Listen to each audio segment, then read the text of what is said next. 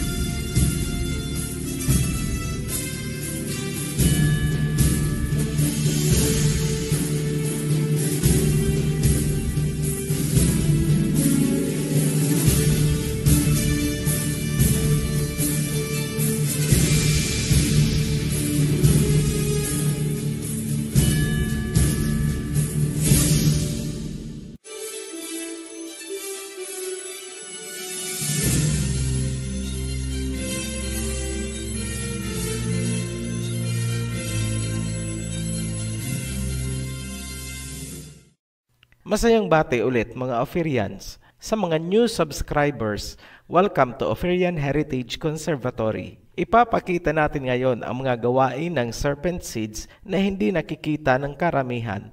Tutuklawin na sila ng serpent seeds pero hindi pa rin nag-aalam dahil ayaw nilang tanggapin ang katotohanan ng Genesis chapter 3 verse 14 and 15. The Elohim said to the serpent, I will put enmity between your seed and the woman's seed. He will crush your head and you will bruise his heel. Hindi nyo makikilala ang serpent seeds hanggat patuloy kayong nagbubulag-bulagan sa katotohanang ibinabahagi ng Ophirian Heritage. Sa video na ito, malalaman nyo kung paano napasok at nakuha ng serpent seeds ang mga kaharian sa mundo mula pa sa sinaunang panahon. Bago natin ibigay ang karugtong ng nakaraang video ng Babylon series, magbibigay lang po tayo ng konting patnubay sa mga baguhan. Mas maganda po kung gagamitin ninyo ang playlist na inihanda namin para kompleto at tama ang pagkakasunod-sunod ng inyong panunuorin. Nasa description po ang link. Itong pinapanood nyo ngayon ay kalagitnaan na ng dalawang series. Para makasunod po kayo at maunawaan ito, kailangan pong napanood muna ang Creation series mula sa simula. Tinutumbok po ng series ang Mystery Babylon at iba pang prophecies. Ang pinakapundasyon ng Revelation ay ang Genesis. Ang susi sa Mystery Babylon ng Book of Revelation ay ang tamang pagkakaunawa ng serpent seed mula sa panahon ni Adam and Eve. Kapag hindi yan inalam, hindi rin mauunawaan ang kabuuan ng Book of Revelation. Pansining mabuti, ang Genesis ay nagsimula sa Tree of Life, ang Book of Revelation ay matatapos sa Tree of Life. Ngayon, dugtungan na natin ang nakaraang video. Ito na po ang Serpent Seed number 6 at ito ay Babylon Series number 3. Sa ating pagpapatuloy, laging tandaan na meron pang Nephilim pagkatapos ng baha na nakikialam sa human race. Carrier man ng serpent seed o hindi, kapag nalahian ng Nephilim ay nagkakaroon ng matingkad na kulay na sobrang naiiba sa kulay ni Shem at Ham. Ang lahi ni Shem ay mula sa pagiging very dark brown hanggang sa pagiging light brown o kayumanggi. Categorically, mabibilang ang Shemites sa black race dahil sa melanin content. Ang lahi naman ni Ham ay much darker kaysa mga Shemites. Hindi na natin kailangan pang ipaliwanag bakit halos walang melanin pigment ang lahi ni Japheth. Kahit manirahan sila sa Africa at mag-sunbathing ng matagal, kahit na malapnos na ang balat nila, hindi nila makukuha ang kulay ni Shem at Ham. Sa kabilang panig naman, kahit pumuti ang lahi ni Shem, dahil hindi nasikatan ng araw, muling babalik ang tunay na kulay kapag nasikatan na. Yan ay dahil sa natural melanin content ng balat ng mga Shemites. Hindi po totoo ang sabi-sabi na kapag ikaw ay nasa malamig na lugar, ang magiging lahi mo ay magiging parang kano. Katunayan, ang kulay ng mga native Eskimo mula sa pinakaunang lahi nila ay ganun pa rin naman hanggang ngayon. Hindi sila nagmukhang kano. Sa nakaraang video, may iniwan tayong katanungan kung sino ang nagpasimula ng snake divination o snake worship. Kapag alam natin kung saan nagsimula, madali nang masundan ang kanilang bakas sa kasaysayan. Mahalagang mag-recap tayo ng kunti para ma-refresh ang ating kaalaman mula sa nakaraan.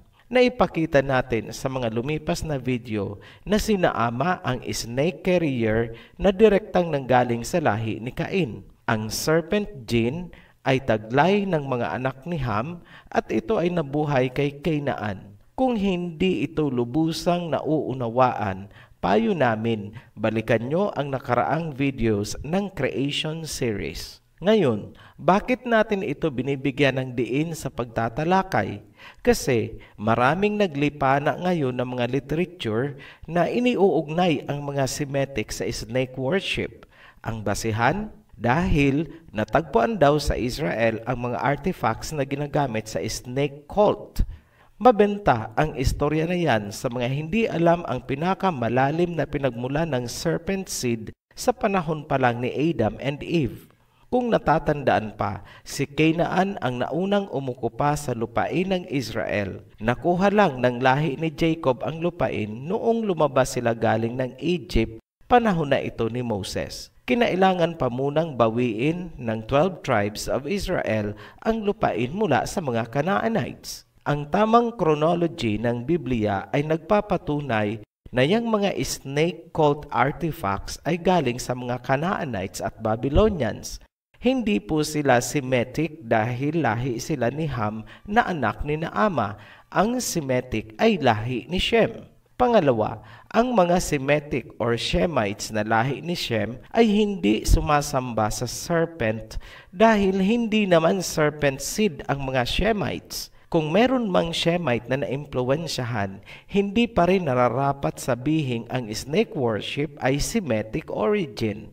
Ang mga Ophirians or Filipino ay galing kay Shem, kaya tayo ay mga Semitic or Shemites. Kahit naman sabihin nating hindi natuto sa tamang pagsamba ang ating mga ninuno dahil nga napahiwalay na si Joktan, wala po tayong history bilang civilization na sumasamba sa ahas. Klarado po tayo dyan. Walang ibang magpapalaganap ng serpent or snake worship kundi ang serpent seeds. Sa aming analysis, ang mga civilization na may serpent worship ay mga serpent seeds with few exemptions kung meron man. Pag sinabing worship, ibig sabihin, yan ay pagkilala sa serpent bilang banal na dapat sambahin. Lagi nating tandaan na ang mga Greek ay may close affinity sa mga Babylonians, Canaanites at Egyptians. Kitang-kita yan sa civilization ng ancient Greeks hanggang sa ngayon. Sinalo ng Greeks ang ideology, culture, philosophy at religion ng Babylon, Canaan at Egypt. Ang naging pinakasentro niyan at repository ay ang Babylon. Tinangkilik ng Greeks ang Babylon, binihisan ang harlot woman, binigyan ng bagong pangalan at bagong trademark at ipinasa sa new generation. Sa business concept, ang tawag dyan ay rebranding. Kung gagawa natin ng simpleng equation, ganito ang lumalabas. Canaanite plus Egyptian plus Babylonian equals Greek civilization. Mula naman sa Greek, isinilang ang civilization ng Europeans kasama na ang Australians and Americans. Itong mga Australians, kahit nakatira na sila sa teritoryo ni Ham, hindi pa rin sila maituturing na lahi ni Ham dahil sila ay mga estranghero lamang sa lupain. Lahi pa rin sila ni Japhet. Ophirian, bakit naman tila masyado kayong focus sa mga Greeks? Meron pong dalawang mabigat na dahilan. Una, Sila ang nag-translate ng Old Testament mula sa Aramaic Hebrew dialect papuntang Greek. Ang original New Testament naman daw ay nasusulat sa Greek. Lahat ng iba't ibang versions ng Biblia na hawak ng iba't ibang relihiyon ay galing na sa kamay ng mga Greeks. Nararapat lang na busisiin ang laman ng Biblia, baka mamaya Greek gods and goddesses na ang sinasamba ng sangkatauhan. Ang pangalawang dahilan, bakit tayo nag-focus sa mga Greeks? Kailangan nating masundan kung saan napunta ang serpent seeds matapos malusaw ang kanilang pugad sa ancient Babylon. At saan naman sila pumunta noong nalusaw din ang ancient Greek civilization? Sino ang kumupkup sa harlot woman? Kapag nasundan, sakalang lilinaw ang sinabi sa sumpa na I will put enmity between your seed and the woman's seed, he will crush your head, and you will bruise his heel. Ibig sabihin, magkakaroon ng banggaan ang dalawang human race, serpent seeds versus seeds of the woman. Lagi pong mag-clash ang dalawang yan na sinimulan ng pagpatay ni Cain kay Abel. Gantihan yan hanggang sa dulo ng panahon on a global scale. Sinabi din yan sa Matthew, nations shall rise against nations. Ibig sabihin, ang mga nations na pinamumunuan ng serpent seeds at nations na pinamumunuan ng woman's seeds ay laging maglalaban hanggang sa dulo ng panahon. Yan ang inilalarawan ng Book of Revelation. Mapipigilan ba natin? Hindi. So bakit pa natin inaaral itong prophecies mula sa Genesis kung hindi naman pala mapipigilan? Simple lang po, para alam natin kung saan tayo dapat lumugar. Hindi po natin hangad na magkaroon ng pagkakahati-hati ang sangkatauhan. Ngunit, ihayag man natin o hindi ang ating nalalaman, ang sumpa ay nangyayari na noon pa hanggang ngayon at hanggang sa darating na panahon. Ang nakasulat ay matutupad sa ayaw natin at sa gusto. Balikan natin ang serpent divination o worship na ginagawa ng serpent seeds. Magsimula ulit tayo sa pinakamatandang civilization sa Fertile Crescent pagkatapos ng baha. Canaan at Mesopotamia ang focus natin muna. Maraming artifacts na ginagamit sa serpent cult or snake worship ang natagpuan sa Canaan at mga lugar sa Israel na inukupan ng lahi ni Canaan bago pa man dumating doon ang mga Israelites. Dalawa ang natagpuan sa Megiddo, isa sa Gezer, isa sa Sanctum Sanctorum ng Area H Temple ng Hazor, at dalawa naman sa Shechem. Iisa ang sinasabi ng Bible, History, and Archaeology. Ang mga lugar na yan ay inukupan ng mga Canaanites bago pa man dumating ang mga Israelites. Wala pong kinalaman ang mga Shemites o Semitic sa snake worship. Ngayon, may history ba ng hidwaan sa pagitan ng Canaan at lahi ni Shem? Yes, meron. Inagaw ng mga Canaanites ang lupain ng Israel at nagkaroon ng sagupaan sa pagitan nila noong panahon ni Joshua matapos makalaya ang mga Israelites mula sa Egypt. Kung ganon, natupad na naman ang sumpa. I will put enmity between your seed and the woman's seed. He will crush your head and you will bruise his heel. Pumunta naman tayo sa Egypt. Kung naaalala pa, ang Egypt ay nagmula kay Mizraim na anak ni Ham. Ibig sabihin, kapatid ni Mizraim o Egypt si Canaan. Mga serpent seeds ba sila? Yes, dahil anak sila ni Naama. Kaya huwag kayong magtataka kung bakit inalipin ng Egypt ang Israel ni Shem habang inagaw naman ng Canaan ang lupain ng Israel. Kumbaga, pinagtulungan ng magkapatid na serpent seed ang mga Israelites. Ngunit, huwag niyo munang husgahan agad ang lahi ni Ham, pababa kay Mizraim at Cush dahil sa paglipas ng panahon, bandang huli, ang Israelites ay kumanlong sa lahi ni Cush sa Africa. Tandaan po natin na ang serpent genes ni Ham ay dormant o recessive dahil diluted na ito ng genes ni Noah. Yung galing kay Canaan ang naipasa sa Babylonians na active. Ngayon, ano naman ang proof na nagkaroon nga ng snake worship at divination sa Egypt? Ang cobra ay sinasamba ng mga Egyptians. Ang cobra ay hindi lamang nauugnay sa sun god na si Ra, kundi sa iba pang mga gods gaya ni Wadjet, Renenotet, Nehebkau, at Meretseger. Sino si Wadjet? Siya ang patron goddess ng Egypt na kadalasang inilalarawan na isang snake na may ulo ng babaeng tao. Ang Per-Wadjet City ay dedicated sa pagsamba kay Wadjet at sa kanya rin ipinangalan.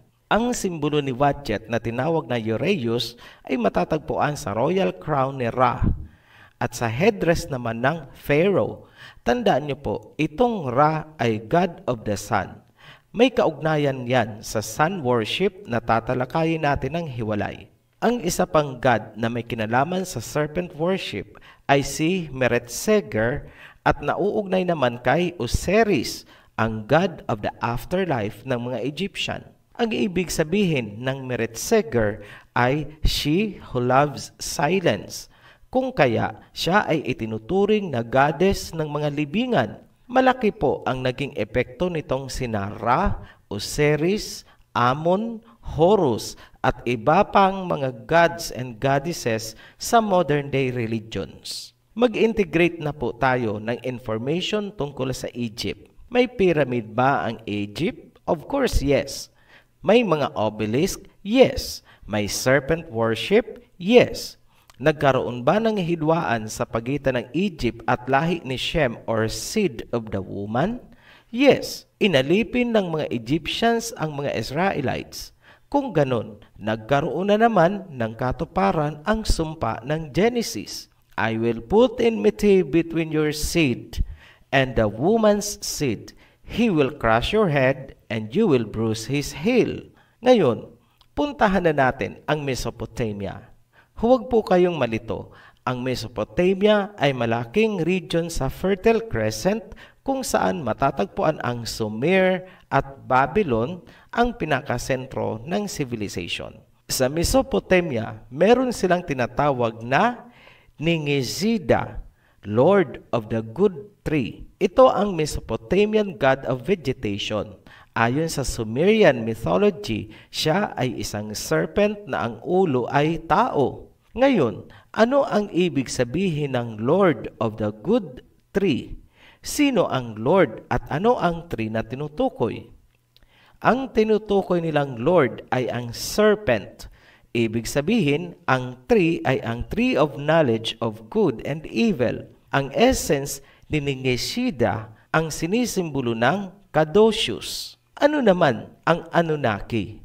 Marami sa atin ang familiar sa Anunnaki story dahil sa ancient astronaut theory at chariots of the gods ni Zechariah Sitchin. Sa mga nakumbinsi at inclined to believe this theory, makinig po kayong mabuti. Ito ang vital arguments ng Ophirian heritage. Sinasabi ng proponent nitong Anunnaki theory na mas kapanipaniwala ang Sumerian tablets dahil higit daw itong nauna kaysa Biblia. Ito ang sagot ng Ophirian. Totoo naman na nauna ang mga Sumerian at Mesopotamian tablets kaysa Biblia. Ngunit, hindi porket nauna at nasulat sa Sumerian at Mesopotamian tablets ay totoo na. Tandaan na ang Mesopotamian, Sumer at Babylonian civilization ay itinayo ng serpent seeds. Ang Babylon ay itinayo ni Nimrod. Questionable ang nilalaman ng Sumerian at Mesopotamian tablets dahil ginawa sila ng serpent seeds. Ngayon, bakit nauna ang Sumerian at Mesopotamian tablets kaysa Biblia? Kung natatandaan nyo, pagkatapos ng baha, sinimulan agad ng serpent seeds ang pagtatayo ng civilization. Mabilis nila itong napaunlad dahil dati na silang may blueprint o idea hango sa civilization ni Cain. Tinutulungan pa sila ng mga Nephilim na tinawag nilang Anunnaki. Ayon naman kay Helen Blavatsky sa kanyang librong The Secret Doctrine na inilimbag noong 1888, ang mga Anunnaki daw ay reptilian race na nakipagmingle sa humans ng Lemuria na inilubog ng baha. Umaayon sa Biblia ang sinabi ni Blavatsky, ang Lemuria ay tumutukoy sa city ni Cain. Ang reptilian race ay ang serpent seed, ang baha ay ang Noah's flood. Pangalawang argumento tungkol sa Anunnaki theory, sinabi ni Sitchin na ang tao ay nilikha ng mga Anunnaki sa pamamagitan ng paglalagay ng kanilang genes or seeds sa unggoy. Ito ang sagot ng Ophirian. Ang mga Anunnaki ay hindi mga earthly creatures at sinabi nating sila ang mga fallen angels. Ang sinasabi ni Sitchin na inihalo ng Anunnaki ang kanilang genes sa unggoy para likhain ang tao ay ating tinututulan dahil ang reptilian o serpent seed na sinasabi sa Biblia ay nagmula kay Cain. Ngayon, ito ang synthesis ng Ophirian heritage. Sinusuportahan ni Blavatsky ang Biblia sa aspetong mayroon ngang lumubog na civilization at mayroong reptilian seeds. Sinuportahan naman ni Sitchin ang Biblia sa aspetong merong out of this world na mga entity na nakialam sa human race. Hanggang dyan lang ang tinatanggap ng Ophirian heritage dahil yan ay matatagpuan din naman sa Biblia. Bakit mahalagang aspeto ang kwento ng Anunnaki sa usaping serpent seed at serpent worship? Yan ay dahil itinuturing ng Sumerians na si Enki ang serpent sa Garden of Eden na lumikha daw ng tao. Ibig sabihin, inaamin ng mga Sumerians, Babylonians at Mesopotamians na galing sila sa serpent. Ang active serpent seeds sa Mesopotamia ay galing na kay Canaan. Kung susundan mo ang genealogy, galing sila kay Ham, ang nanay ni Ham ay sina Ama at sa taas din na Ama ay si Cain. Balikan natin ang mga Anunnaki. Ipinasa ni Enki ang kanyang kapangyarihan kay Marduk. Si Marduk at ang kanyang alagang serpent na Muskusyo ang sentro ng serpent worship ng Babylonians. Si Marduk din ang naging national god at patron ng Babylon. Yan, luminaw na kung paanong nagkaroon ng serpent worship ang Babylon, Mesopotamia at Sumer. Ngayon, paano ginagawa ang serpent worship at festivities sa Babylonian civilization? Kada taon, ang priest ay nag-aalay ng 2 carved snake sa god of wisdom na si Nabu sa Itemenanke Ziggurat. Maliban dyan, ang mga Sumerians at Babylonians ay may diyosa ng pag-ibig, pagtatalik at pakikidigma. Ang pangalan ng diyosa ay si Inanna. Ang tawag naman sa kanya ng mga Akkadians ay Ishtar. Sa Greek naman ay Aphrodite. At pagdating sa Rome ay naging Venus. Iisa lang po ang pinanggalingan niyan, si Inanna or Ishtar, kung saan ipinangalan ang Ishtar Gate ng Babylon. Meron ding isang terracotta relief mula sa panahon ni King Hammurabi, 1792 hanggang 1750 BCE. Ang tawag dito ay Queen of the Night at pinaniniwala ang depiction ito ni Inanna. Ano ang ginagawa ng mga priestess ni Inanna or Ishtar? Sa panahon ng sikretong pagriritual, ang mga priestess ni Inanna o Ishtar ay nagsusuot ng scarlet na kulay ng damit. Sila ay makikipagtalik sa mga hari at mga dignitaries mula sa iba't ibang bansa upang magkaroon ng mga anak sa hari. Ang mga anak ng priestesses na ito ang naging future kings and queens ng mga makapangyarihang bansa. Itinuturing silang royal serpent bloodlines. Kung medyo mabilis po kayong mag-isip, ngayon pa lang, mapapag-ugnay nyo na kung paanong nakontrol ng serpent seeds ang pinaka-powerful na mga bansa. Simple lang, ang serpent seed na anak ng mga priestesses ang naging tagapagmana ng kaharian. Yan ang trabaho ng mga priestesses ni Inanna. Kung titingnan sa isang aspeto, para na rin nilang nasakop ang isang bansa dahil ang magiging hari ay Babylonian. Dahil naiintindihan nyo ang serpent seeds, ngayon pa lang natatanaw nyo na ng malinaw ang Book of Revelation kahit nasa Genesis pa lang tayo. Ang gawain ng mga priestess ng Babylon ay tugmang-tugma sa sinasabi ng Book of Revelation, chapter 17, verse 2. With her, the kings of the earth committed adultery, and the inhabitants of the earth were intoxicated with the wine of her adulteries. Verse 3. Then the angel carried me away in the spirit into a wilderness. There I saw a woman sitting on a scarlet beast that was covered with blasphemous names and had 7 heads and 10 horns. The woman was dressed in purple and scarlet and was glittering with gold, precious stones, and pearls. She held a golden cup in her hand filled with abominable things and the filth of her adulteries. The name written on her forehead was a mystery, Babylon the Great, the mother of prostitutes and of the abominations of the earth. Ang sinasabi ng Revelation na ang mga hari daw ng mundo ay nakipagniig, fornication, adultery, dito sa harlot woman ay tila hindi lamang symbolic kundi literal na nangyari mula pa sa ancient Babylon. Nagtutugma at iisa ang sinasabi ng history, archaeology at Biblia. Ngayon, nagkaroon ba ng banggaan sa pagitan ng ancient Babylonians at lahi ni Shem? Yes. Nilusob ng Babylonians ang Israel at winasak ang templo. Kinuhang bihag ang mga Israelites na lahi ni Shem. Sa panahong yan nangyari, yung inilagay si Daniel sa yungib ng mga leyon. Yan ang panahon na muling natupad ang sumpa sa Genesis.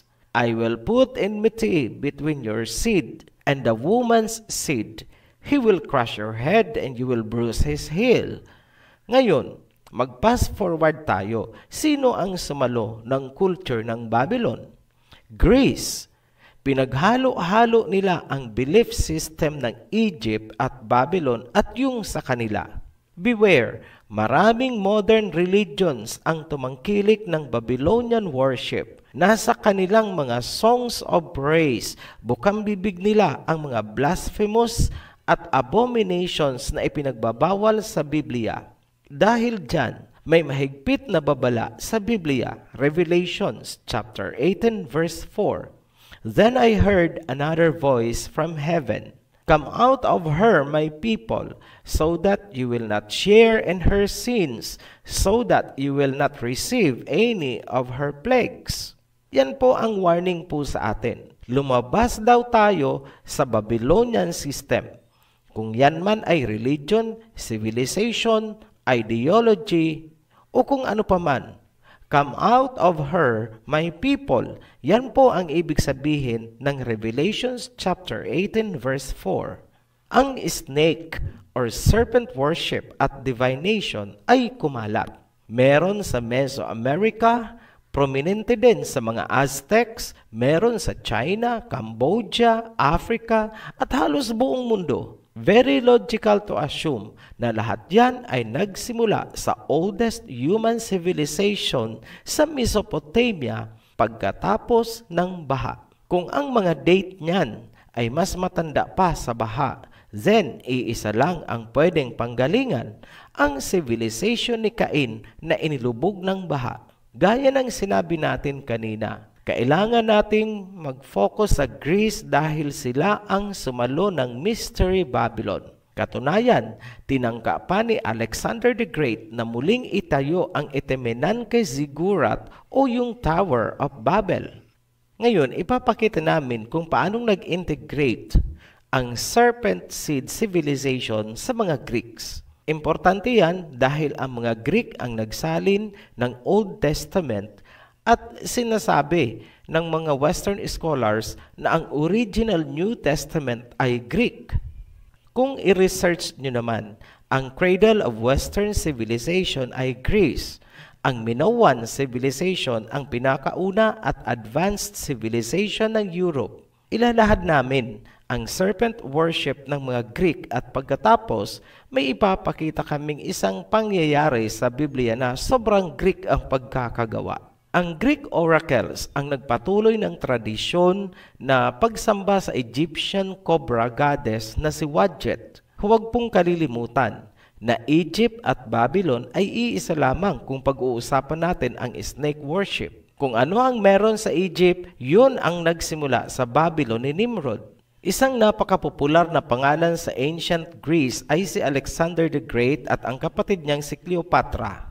Ang nanay nila ay si Olympias na asawa ni King Philip II noong 357 BCE. Si Olympias ang naging Queen of Macedonia. Ayon kay Plutarch, isang 1st century AD biographer, si Olympias ay isang debotong miyembro ng cult of Dionysius na sumasamba sa ahas. Kilala si Olympias bilang isang mahusay na snake handler sa ancient Greece. Ayon mismo kay Olympias, ang ama ni Alexander ay si Zeus na nag-anyong serpent o snake. Ang kwentong yan ay pinaniwalaan ni Alexander dahil ganyan din ang sinabi sa kanya ng isang Egyptian oracle.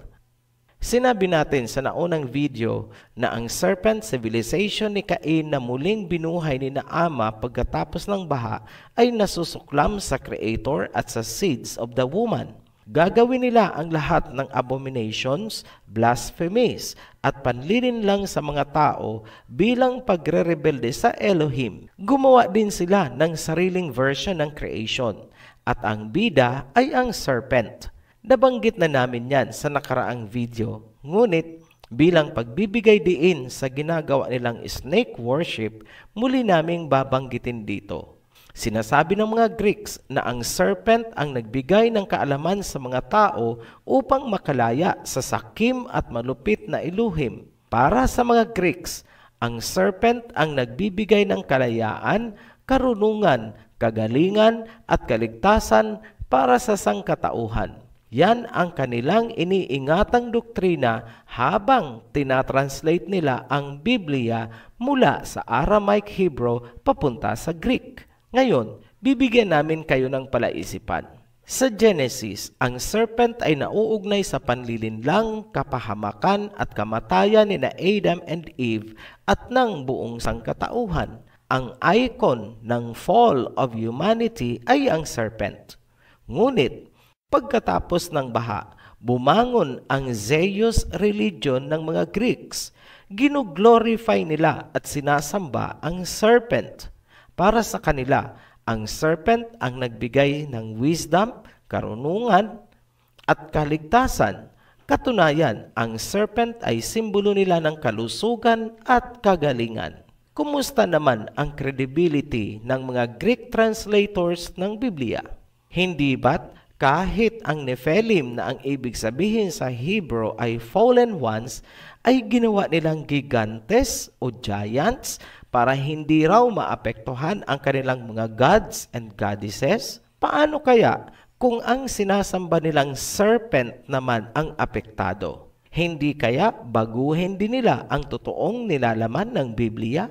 Ito ang million-dollar question. Totoo kaya ang pagkakasali na serpent o snake nga ang ipinagawa kay Moses na itinaas niya upang makaligtas sa tiyak na kamatayan ang mga Israelites na natuklaw ng mababangis na ahas? Yan po, ang kwentong yan ay matatagpuan sa Numbers chapter 21 verse 4 hanggang 9. Ngayong kilala nyo na ang mga Greeks, isipin nyong mabuti ang issue na nasilip ng Ophirian heritage. Abangan nyo po ang natatangi o special edition kung saan hihimayin natin ang issue na yan. Importante po yan dahil ang hawak nating Biblia ay gawa ng mga Greeks. Muli po kaming nagpapasalamat sa mga patuloy na sumusuporta sa Oferian Heritage. Hanggang sa muli, be blessed, Oferians! Maraming salamat sa inyong oras at bukas na kaisipan. Kung nakatulong ang video sa pagpapalalim ng inyong kaalaman, paki-like po at huwag kalimutan mag-subscribe para sa iba pang makapangyarihang mensahe. Hanggang sa muli.